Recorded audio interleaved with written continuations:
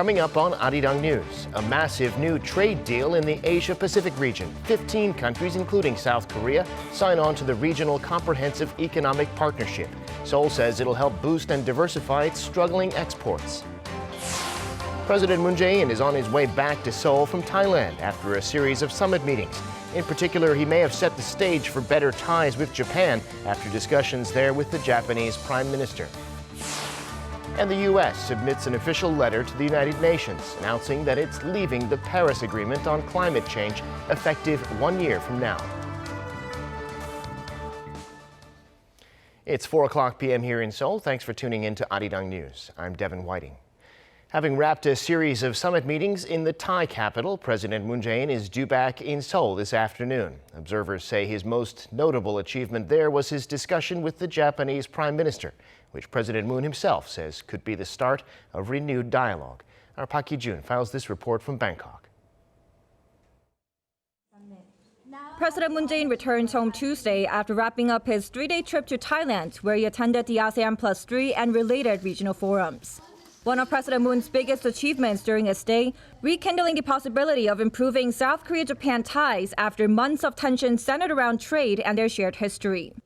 In Bangkok on Monday, President Moon held an unplanned 11-minute-long discussion with Japanese Prime Minister Shinzo Abe, their first official sit-down in 13 months. He proposed high-level dialogue as an option, possibly implying the annual trilateral summit involving China that's scheduled for December. President Moon is likely to have initiated the talks, recognizing the need to improve relations before their military intel sharing pact, known as GSOMIA, expires on November 22nd. On the ASEAN stage, however, the president remained firm in his stance that free trade principles must be protected, an indirect criticism of Tokyo's economic retaliation involving export restrictions against tech-related materials needed by South Korean firms. There's a long journey ahead to restoring bilateral ties, but it's considered a significant start. With the leaders agreeing to resolve their issues through dialogue, concrete progress now depends on how they work around their conflict over GSOMIA, trade restrictions, and wartime forced labor. President Moon also reaffirmed his determination to achieve lasting peace and denuclearization on the Korean Peninsula. He called for support from ASEAN members who are seen as essential partners in the peace process since they have diplomatic ties with both Koreas. The South Korean leader also devoted much of his energy to garnering the support of Southeast Asian nations for the Korea-ASEAN and Korea-Mekong summits taking place in Korea's southern city of Busan later this month. Park Ki-jun, Arirang News, Bangkok. U.S. President Donald Trump says he hopes to continue working toward the shared goal of North Korea's denuclearization and peace on the Korean Peninsula together with President Moon. He said this in a letter of condolence to President Moon on the death of Moon's mother. That letter was delivered Monday evening on the sidelines of the ASEAN meetings in Bangkok by Trump's national security advisor, Robert O'Brien. In it, President Trump said President Moon's mother would have been undoubtedly proud of her son for his efforts in building peace. He also said that South Korea and the U.S. continue working to unite the Korean family separated by the Korean War. With less than 3 weeks to go until South Korea and Japan officially end their military intel sharing pact, a top U.S. diplomat is in Seoul today, most likely to urge the two American allies to keep the deal. Lee Seung-jae has more. U.S. Assistant Secretary of State for East Asian and Pacific Affairs David Stilwell is set to arrive in Seoul Tuesday for his first trip here in 4 months. During his 3-day stay, Stilwell is expected to meet with Foreign Minister Kang Kyung-hwa, as well as related officials from the Presidential Office of Cheongwade and the National Assembly. But this latest visit is drawing extra attention as he's likely to discuss key issues such as the South Korea-U.S. alliance, defense cost sharing, and the possibility of extending the South Korea-Japan military intel sharing pact, known as GSOMIA. In particular, with the frosty relationship between Seoul and Tokyo and GSOMIA's termination looming, observers say the message Stilwell brings to Seoul will be all the more important this time around. At a press conference in Tokyo last month, Stilwell stressed the importance of GSOMIA, saying it's beneficial to both the United States and Japan, adding he hoped the two neighbors will be able to see the issue from a broader perspective to resolve their differences. As a result, Stilwell is likely to emphasize the importance of trilateral cooperation between Seoul, Washington, and Tokyo, and try to persuade the South Korean government to declare a U-turn on its GSOMIA decision.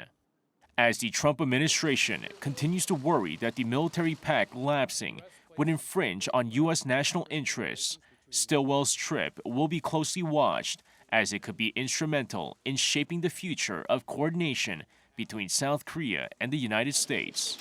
Lee Seung-jae, Arirang News. The Pentagon has confirmed that South Korea and the U.S. will be proceeding with a military drill this winter in some form. In an email to Voice of America on Monday, Pentagon spokesman David Eastburn said the two sides will hold the combined flying training event as scheduled. He did not elaborate, however, on whether the Vigilant Ace air exercise will go ahead, as usual, around December. South Korean media have widely reported that the allies are looking at once again postponing or scaling down Vigilant Ace to revive denuclearization dialogue with North Korea. Seoul's defense ministry has said it's working closely with the U.S. to finalize plans for it.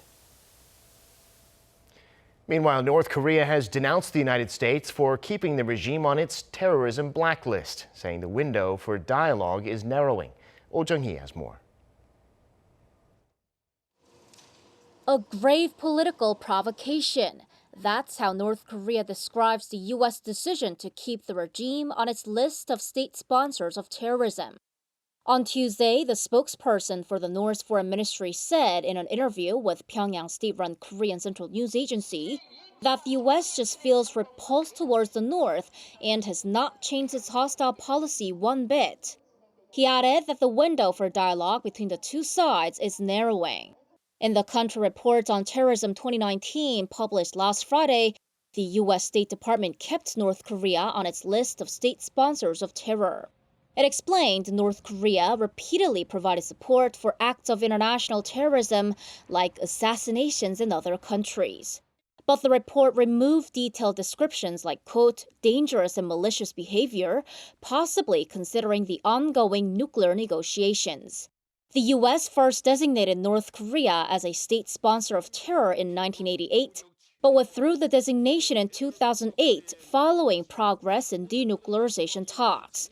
The North was redesignated as a state sponsor of terror in 2017 after North Korean leader Kim Jong-un's half-brother Kim Jong-nam was killed in Malaysia with a VX agent considered a weapon of mass destruction. Oh Jung-hee, Arirang News.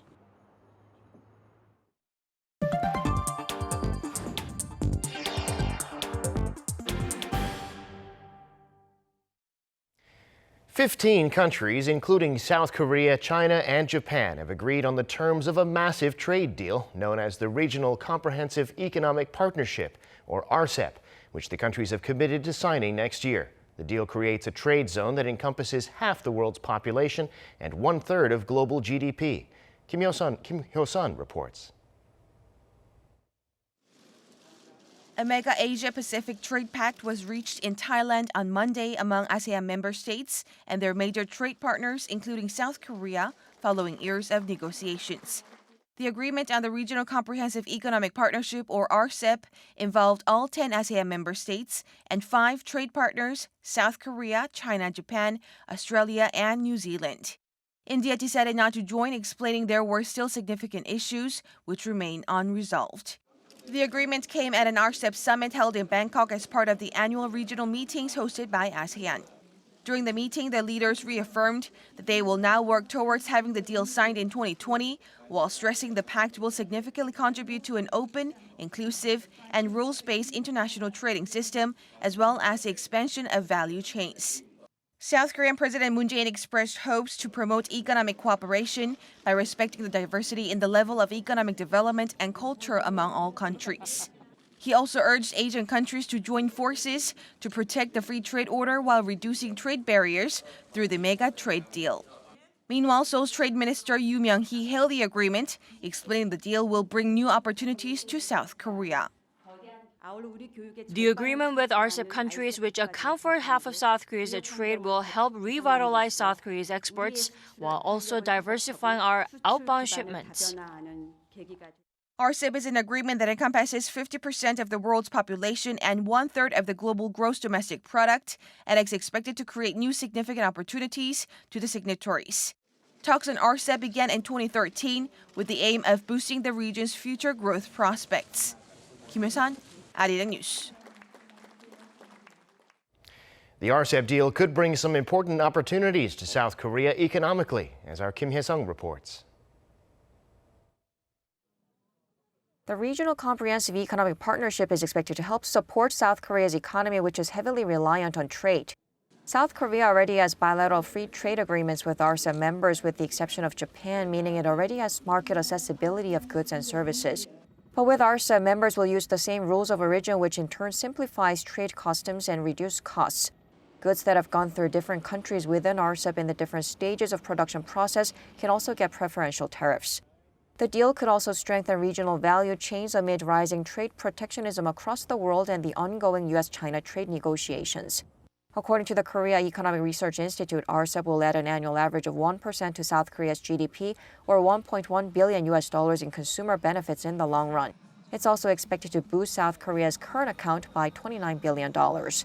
However, RCEP could have a negative impact on South Korea's agriculture and marine sectors, as it includes agricultural powerhouses like China, Australia, and New Zealand, as well as ASEAN members who are Seoul's competitors in the marine goods market. Kim Hye-sung, Arirang News. Time now for an in-depth look at the market news today, and for that I'm joined on the line by Mr. Daniel Yu, global strategist at Yuanta Securities. Mr. Yu, thanks for making time today. Thank you very much for having me today. Now, we've got all these issues in trade and a slowdown in the global economy, but the three main indexes on Wall Street are at all-time highs. Where are we now, and what's your outlook in the near term? Sure. As you said, Dow, S&P, and NASDAQ are all breaking the record highs. If you look at the Dow, it was up 0.42% yesterday. S&P was up 0.37%. NASDAQ is up 0.56%. And small cap indices, Russell 2000 is also up 0.67%. Not just the U.S. market, the various emerging markets are also rallying, breaking the record highs. Vietnam and other various countries are breaking its highs. In terms of the why this kind of rally is happening, clearly this is because of higher liquidity that is bidding into the equity market performance. Interest rate environments are very low. As you know, that all the countries, including Europe, U.S., and various other countries, are lowering interest rate and pumping the liquidity into the system. So clearly this is making the overall equity market to rally continuously. But in terms of the valuation-wise, people might be worried because a lot of these indices are record high-level P multiples. But I'm saying that that's not really a problem yet, because of the historical highs versus current level is still reasonably okay. If you look at the fear and greed index for U.S., it is hitting highs around 86 territories. Once that hits above 80, we need to be cautious. So we are saying that in a short-term basis, market might make some breather and take some time to rest a bit. But in terms of medium term, we think that the rally should continue because the global economy is in a situation where we are not going to see any economic recession while the interest rates are remaining low and the incomes are rising in a steady speed. All that means is that the current stage is where we are at Goldilocks phase. So therefore, equity markets should do well in terms of the valuation. And rather than looking at P multiple, we need to look at PBR, and it looks interestingly attractive if we able to keep the current return on equity level. Right. Well, it's been a good week so far for Korean stocks, too. The KOSPI and the KOSDAQ both higher today. What's the story there? Yes, as you said, KOSPI is up another 0.58% today. KOSDAQ is up another 0.56%. The key factor that we are looking at is what's happening to the manufacturing industry, particularly the DRAM semiconductor industries. Most of the people are saying that the turnaround is coming, most likely in the fourth quarter and going into next year. 5G demand and pick up on the overall fourth industrial revolution-related, demand-related IT sector should be quite strong. If that's the case, then the earnings turnaround is likely. If you look at the overall earnings growth rate, we had seen a quite significant drop of earnings in 2019 by about 30% plus year on year. But looking into the third quarter results and going into the fourth quarter, Q-on-Q numbers are bottoming out. So estimation is that Kospi will show earnings growth rate of close to 20% next year. If that is correct, then yes, the market can do additional run in the future.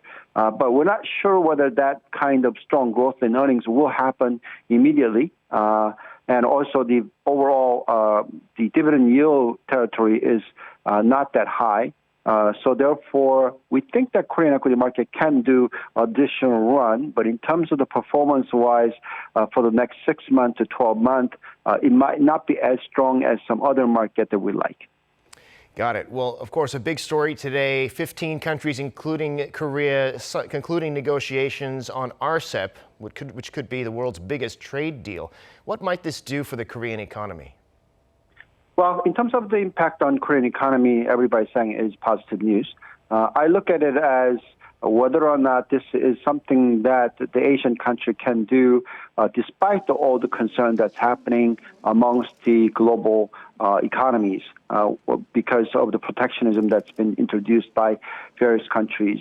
As you said, the 15 countries joined on Monday in agreeing in terms of the free trade. As you know, the Sino-U.S. trade war and the rising protectionism is giving a huge burden for the economic growth rate.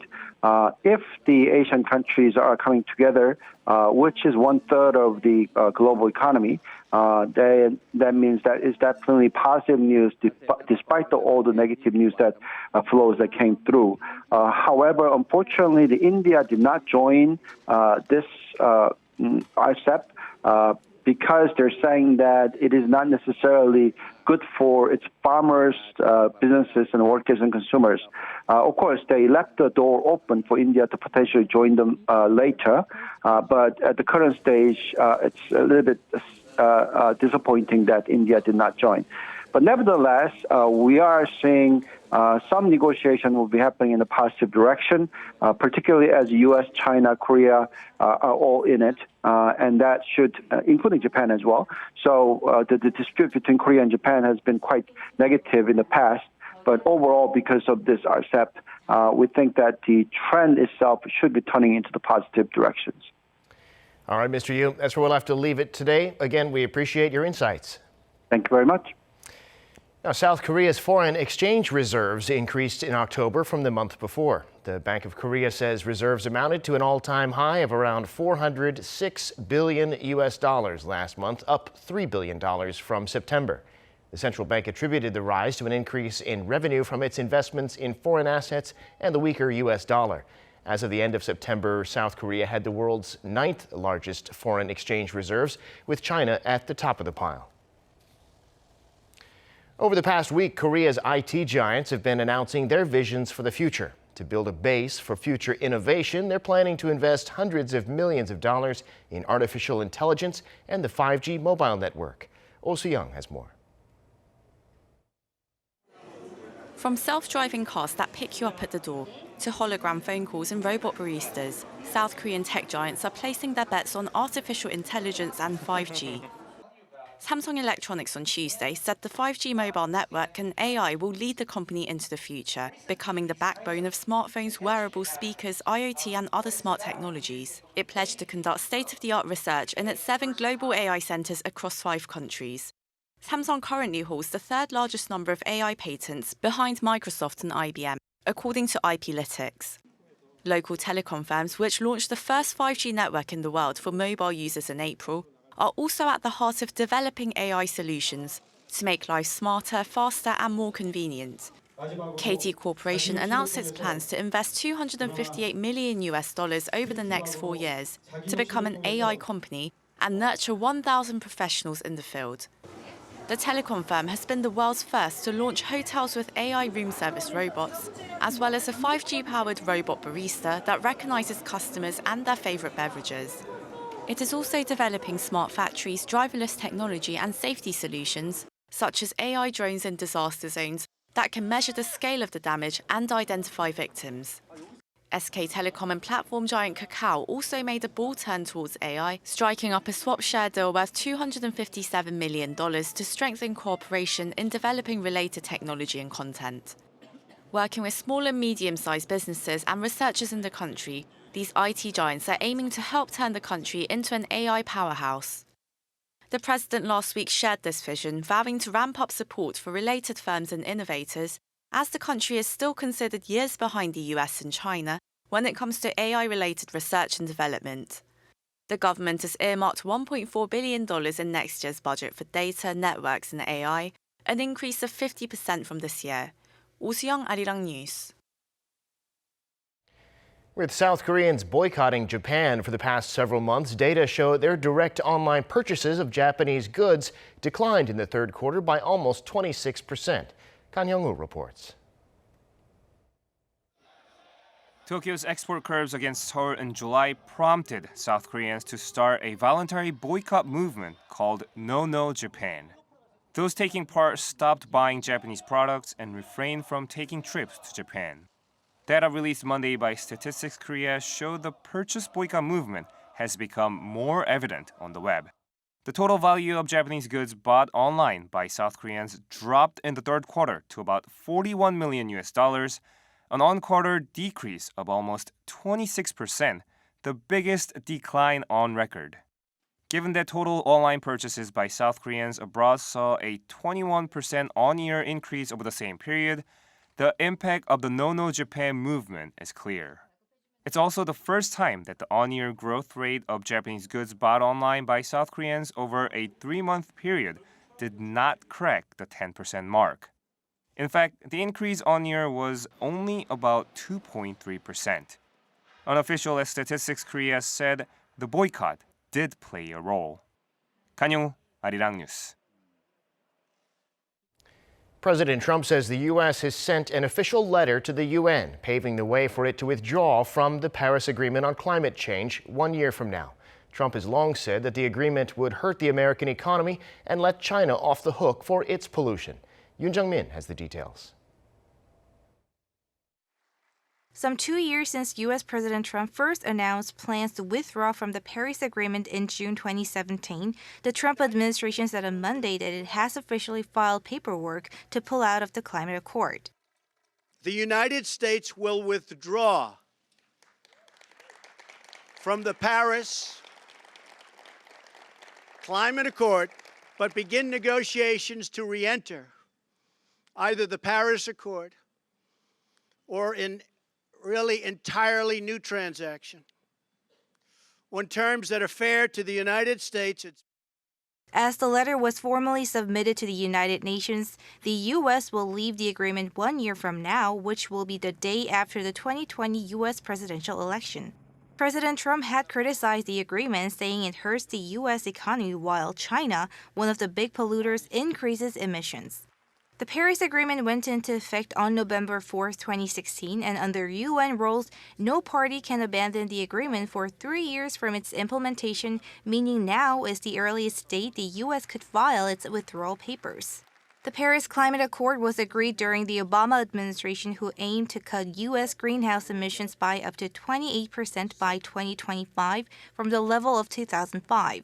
Once the U.S. leaves, it will be the only country to have left the agreement. The move has been criticized over its impact on global warming, and Democratic presidential contenders have promised to rejoin the agreement if they win. Yoon Jung-min, Arirang News.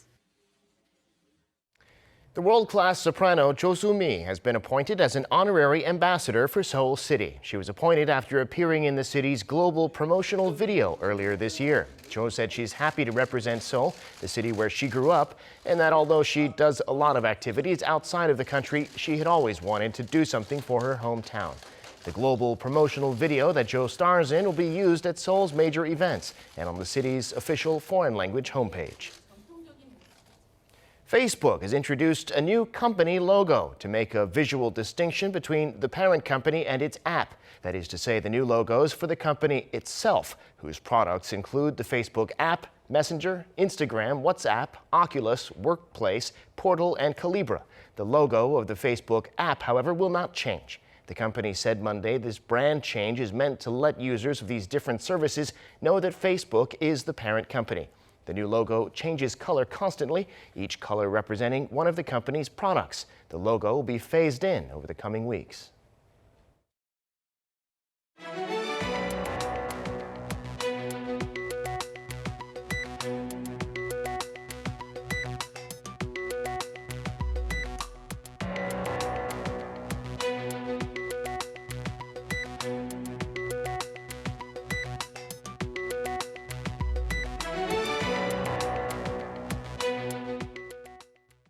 That brings us to the end of this newscast. Thank you for watching. More live news coming your way at 7 p.m. Korea time.